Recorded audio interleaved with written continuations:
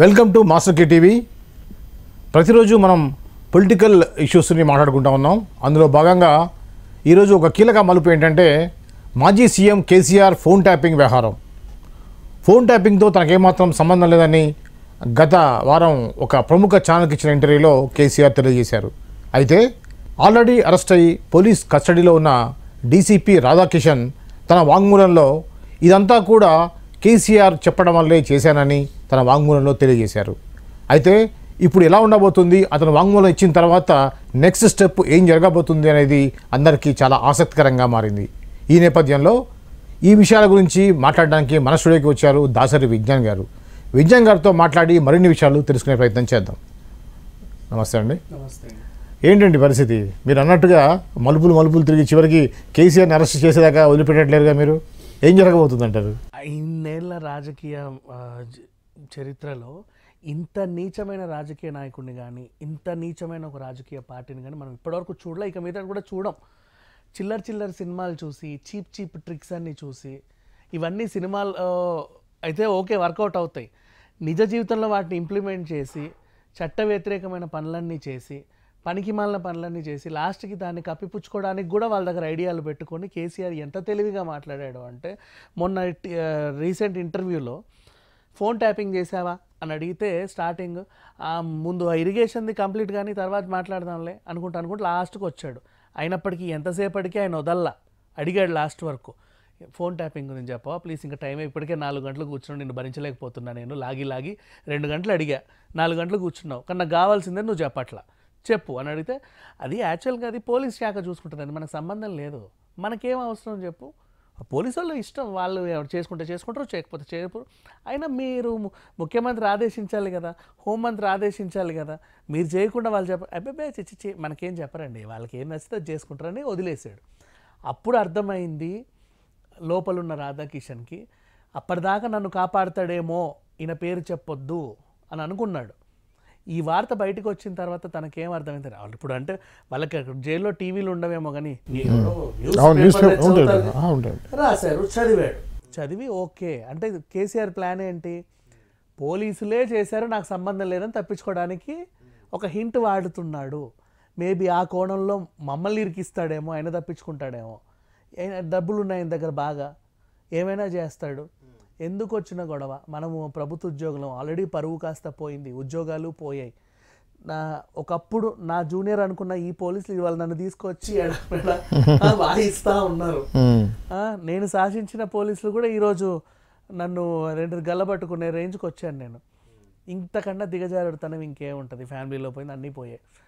అన్నీ పోయిన తర్వాత ఇంకెందుకు, ఇంకా ఆయన గురించి కాపాడడం ఎందుకు, ఎంతైనా రాజకీయ నాయకులే, లాస్ట్కి చూడు నాకేం సంబంధం లేదు, మొత్తం పోలీసు వాళ్ళే చేసిందని చెప్పి నా మీద వేస్తున్నాడు. చెప్పేద్దామైన పేరు ఏదైతే ఏముంది చూద్దాం అని చెప్పేసి నిజం ఒప్పుకున్నాడు. ఏం చెప్పాడు, అట్లాగా చాలామంది ఏమంటున్నారంటే తమదైన పద్ధతిలో విచారిస్తే చెప్పుంటాడు, 4 తంతే చెప్పాడు, లేకపోతే ఏమైనా ట్రీట్మెంట్ ఇస్తే చెప్పాడు, 3rd డిగ్రీ ప్రయోగిస్తే చెప్పాడు అనుకుంటున్నారు. కానీ ఇవన్నీ ప్రయోగించాల్సిన అవసరం లేదు. బయట ఉన్న కేసీఆర్ మాటలు వింటే చాలు, ఏ లోపల ఎవడైనా సరే నిజం చెప్పేస్తాడు. అసలు ఇంకా ఆయన్ని మనం శిక్షించాల్సిన అవసరంలా, ఎందుకంటే వీళ్ళ మాటలే తూటాల్లాగా అలా గుచ్చుకున్నాయి ఆయన. ఇంకోటి, అప్పుడు ఆయన రాధాకృష్ణ ఇచ్చిన స్టేట్మెంట్లో ఒక విమర్శ చేయడానికి కూడా తట్టుకోలేకపోయేవాడు కేసీఆర్. ఒక విమర్శ చేసినా కూడా ఆ చేసిన వ్యక్తిని ఏదో విధంగా అతన్ని ఇబ్బంది పెట్టడం, నిరసనలు తెలియజేయకుండా, మామూలు సాధారణ ప్రజలు కూడా ఏంటంటే కేసీఆర్ ఇదే విధంగా అనుకుంటున్నారు. నిజంగా అదే జరిగింది. చాలా అహంకారము, ఒక మాట పడ్డు ఎవరిని చేయడం అనేది ఉంది అని చెప్పేసి అనుకుంటాను. నిజమని ఇప్పుడు ఈ యొక్క స్టేట్మెంట్ ద్వారా హ్యాపీగా ప్రూవ్ అయింది. బోల్డ్ అనే విషయాలు చెప్పాడు. మేము సెటిల్మెంట్లు కూడా చేసామండి, లీగల్ దందాలు అంటే ల్యాండ్ సెటిల్మెంట్స్ దందాలు చేసేవాళ్ళం. అంటే ఇప్పుడు ఎవరికైనా ఫోన్లు వస్తూ ఉంటాయి, ఆ ఫోన్లు ట్యాపింగ్ చేస్తే ఓకే అట్లా ఇట్లా ఉంది, ఇన్ని ఎకరాలు ఉన్నాయి, ఇవన్నీ వీళ్ళకి తెలిసేవి.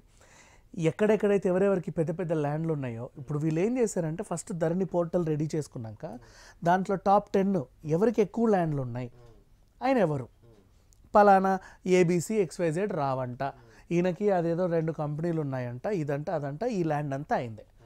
అవునా, ఈయన ఏ దందా చేయకుండా ఇంత సంపాదించుంటాడో, ఏదో ఒకటి ఉంటాయి కనుక్కోండి.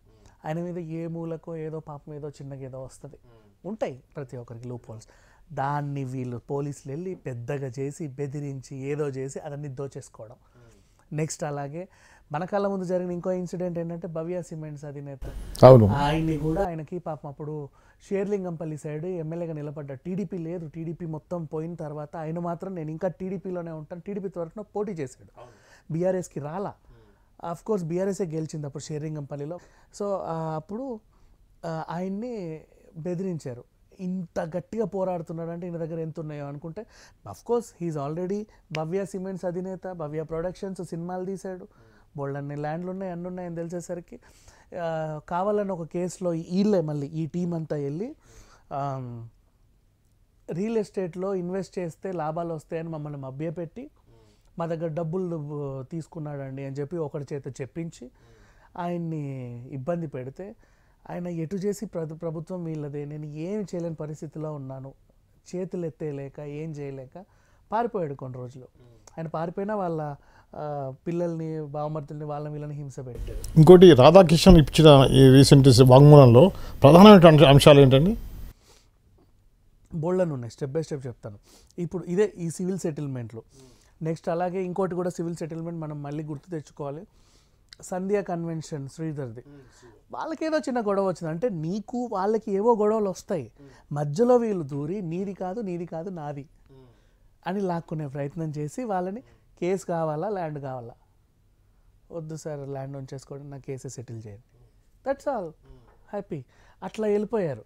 ఆ విధంగా ఎన్నెన్నెన్నెన్నెన్నో దందాలు. నెక్స్ట్ మొన్న 3 ఎలక్షన్స్ ఏంటండి, మునుగోడు ఎలక్షన్స్, దుబ్బాక ఎలక్షన్స్, అలాగే హుజూరాబాద్ ఎలక్షన్స్. ఆ టైంలో ఏం చేశారంటే వీళ్ళు వేరే పార్టీ వాళ్ళ డబ్బులు తరలిస్తూ ఉంటే వాళ్ళని పట్టుకునే వాళ్ళంట. వీళ్ళు పింక్ కార్ వాళ్ళు డబ్బులు తీసుకెళ్తే వాళ్ళని యథేచ్ఛగా వదిలేసేవాళ్ళు. వాళ్ళకు కోడ్ ఉంటుంది, మనం సార్వి ఓకే పోండి, లేదు అంటే డబ్బులు అన్నీ మొత్తం వాళ్ళే పట్టుకోవడం. అంటే టీఆర్ఎస్ పంచలా, మొత్తం దొరికిందని కాంగ్రెస్ డబ్బులు, బీజేపీ డబ్బులు అవి చేశారు.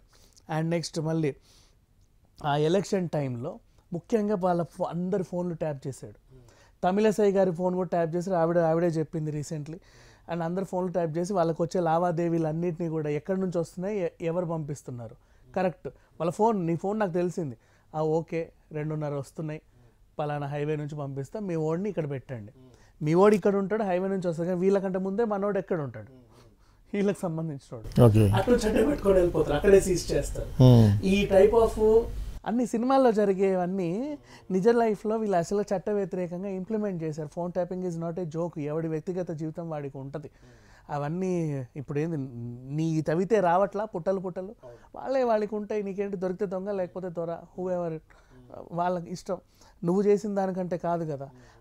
అంటే నువ్వేం చేసావంటే ఒక డాన్ లాగా ఎదిగి చిన్న దందాదారులందరినీ దోచుకున్నావు, వాళ్ళు పాపం దందాలు చేసి దాచుకున్నవన్నీ నువ్వు పెద్ద దొరలాగా వచ్చి వీళ్ళని దోచుకున్నావు బెదిరిచ్చేసి. సరే అట్లా ఆయనకి సహకరించే వాళ్ళం. అండ్ నెక్స్ట్ ఆయనకి వ్యతిరేకంగా ఎవరైనా మాట్లాడితే తట్టుకునేవాడు కాదు, వ్యతిరేక శక్తులన్నింటినీ అనగదొక్కాలనుకునేవాడు. అంటే ఎవడు మనకి ఎదురు తిరగొద్దు, ఎదురు మాట్లాడొద్దు, ఒక్క గొంతు ఎదురు తిరిగిందంటే వాడిని చూసి ఇంకొకటి మాట్లాడతాడు, వాడిని చూసి ఇంకోటి మాట్లాడతాడు, ముందు వీడిని ఏదో నాలుక కోసేసామనుకో వాళ్ళు ఎవరు రాదు. బెస్ట్ ఎగ్జాంపుల్ ట్యాంక్ బండ్, మన లోయర్ ట్యాంక్ బండ్ దగ్గర ఇందిరా పార్క్ ఎదురుగా ఉన్నటువంటి ధర్నా చౌక్ తీసేయటం కూడా అవి చేసిందే నిరసనలు చేస్తూ తెలంగాణ సాధించినటువంటి కేసీఆర్ నిరసననే తెలియజేయద్దు అంటే ఎట్లా? అసలు ఢిల్లీలో జంతర్ మంతర్ కానీ మన ధర్నా చౌక్ కానీ అది పెట్టింది అందుకే, ప్రతి ఒక్కడికి ఏదో హక్కు ఉంటుందండి. ఎవడు అంటే నీ మీద ధర్నా చేయాలని అవసరం లే, ఏదో ఒక ఇష్యూ ఉంటుంది, ఏదో ఒక ఇష్యూ మీద కూడా వాడు ధర్నా చేసుకోవచ్చు. అవును, ధర్నా చౌక్ ఇప్పుడు ప్రైవేట్ గానో పబ్లిక్ గానో వాట్ ఎవర్ హూ ఎవర్ వాడు వచ్చి అట్లా చేసుకోవచ్చు. నీకు అది సంబంధం లేకుండా అసలు ధర్నా చౌక్ని ఎత్తి పడేసావు. ఇప్పుడు అది మానవ హక్కు, కనీస హక్కు, అది నిరసన తెలియజేసే హక్కు ఉంటుంది, బేసిక్ ఎవరికైనా ఉంటుంది, హ్యూమన్ రైట్ అది. ఆ హక్కుని కూడా నువ్వు కాల రాసే ఒక నియంత పాలన చేసి అన్ని నీ కనుసన్నల్లో నడిచేలాగా చేసుకొని పోలీస్ వ్యవస్థ అంతా నీ దగ్గర పెట్టుకొని మేబీ ఆ బంజారా హిల్స్లో బిల్డింగ్ కూడా అందుకే కట్టించుకున్నట్టున్నాడు, నగరం మొత్తం ఎక్కడ ఏం జరిగినా మన కంట్రోల్లో ఉండాలని. అఫ్కోర్స్ ఇప్పుడు అది ఆయన కంట్రోల్లో లేదు, తర్వాత సంగతి. అలా పెట్టుకొని దాన్ని హుటాహుటిని అన్నీ కట్టించి పెట్టి ఏదో చేద్దాం అనుకున్నాడు. అండ్ ఈయన చెప్పింది ఏంటంటే 2018 ఎలక్షన్స్ ముందు నుంచే వీళ్ళు ప్రణాళికలు వేసి అప్పటి నుంచే ఇవన్నీ చేసే పట్టు వచ్చింది కాబట్టి 2018 ఎలక్షన్లో మేము ఈజీగా గెలవగలిగాము. ఇప్పుడు 2023 వచ్చేసరికి మాకు ఇంకా బాగా ఇది పెరిగిపోయింది. ఇప్పుడు కూడా నెక్స్ట్ మేమే అనుకున్నాం కానీ అనుకోకుండా ఏదో ఎక్కడో తెగింది సంథింగ్. సరే ప్రజలు అంతా పిచ్చివాళ్ళం కాదు, వాళ్ళు అన్ని గమనిస్తుంటారు. ఎన్ని హంగులు చేసి ఎంత చేసినా లోపల ఉన్నటువంటి ఏదైతే ఉందో నివురుగా నిప్పులాగా ఒకేసారి బయటకు వచ్చేసింది. అండ్ మళ్ళీ ఇంకొకటి మన జన్వాడ ఫామ్ హౌస్ గురించి మాట్లాడుకుంటే అసలు అది ఎవరిది అనుకున్నారు?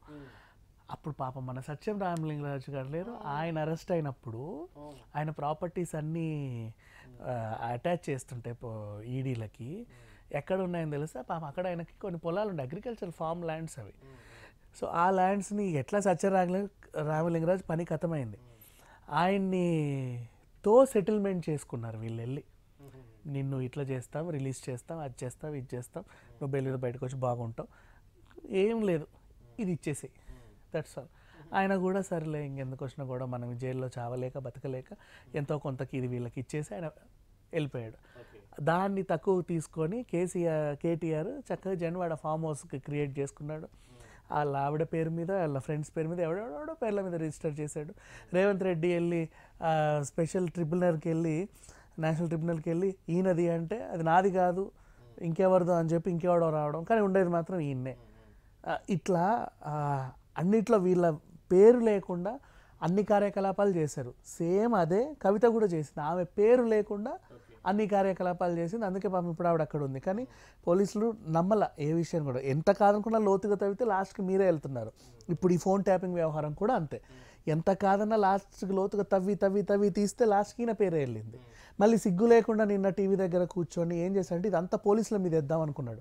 వాళ్ళే ఏదో ఆనందం తట్టుకోలేక చేసినట్టు, వాళ్ళకి అదొక సరదా. ఏం చేస్తారండి అంటే వాళ్ళందరినీ బెదిరించి పోలీసులు దోచుకున్నారు, నాకు తెలియకుండా నా పోలీసులు దోచుకున్నారు, నా హోమ్ శాఖకు తెలియకుండా నా పోలీసులు దోచుకున్నారు అని చెప్పే ప్రయత్నం చేయడానికి ట్రై చేశాడు. ఆ ట్రయింగ్ వీళ్ళకి అర్థమయ్యి వెంటనే ఒప్పేసుకున్నాడు నిజం. ఇప్పుడు ఈయన తీసుకెళ్ళి సేమ్ అదే ట్రీట్మెంట్ ఇస్తే అసలు విషయాలన్నీ బయటపడతాయి, ఇంకా మంచి మంచి విషయాలన్నీ బయటపడతాయి. అది సంగతి. యాక్చువల్గా ఇప్పుడు ఈ యొక్క కేసీఆర్ని కూడా ఇంటరాగేషన్ చేస్తే నిజాలు చెప్తే మాత్రం చాలా విషయాలు బయటకు వస్తాయి. ఫోన్ ట్యాపింగ్ చేయాలనే ఉద్దేశం రావడం ఇంటెలిజెన్స్ వ్యవస్థ గురించి కాదు కదా, ఏ దేశద్రోహం ఏదో జరుగుతుందో అనేది కాదు, వాళ్ళు చేసే యాక్టివిటీస్ని బట్టి వీళ్ళ పార్టీలు వీళ్ళ సొంతంగా లాభం పొందడం కోసం మాత్రమే. ఈ పచ్చంగా సార్ ఒకటి కాదు, ఇప్పుడు ఎవరు ఎక్కువ డబ్బులు ఉన్నాయో వాళ్ళు ఏం చేస్తున్నారు, కొత్తగా ఎవడన్నా పెద్ద కంపెనీలు పెట్టారంటే వాళ్ళు ఫోన్ ట్యాపులు చేసి వాళ్ళ ఏ మూలకో ఏదో ఉండడం అందరికీ ఉంటాయి. దాన్ని వెంటనే పోలీసులు వెళ్ళి రంగంలోకి దిగి దాన్ని పట్టుకొని పీకు తినడం, అది ఎక్కడికి వెళ్ళిపోవడం.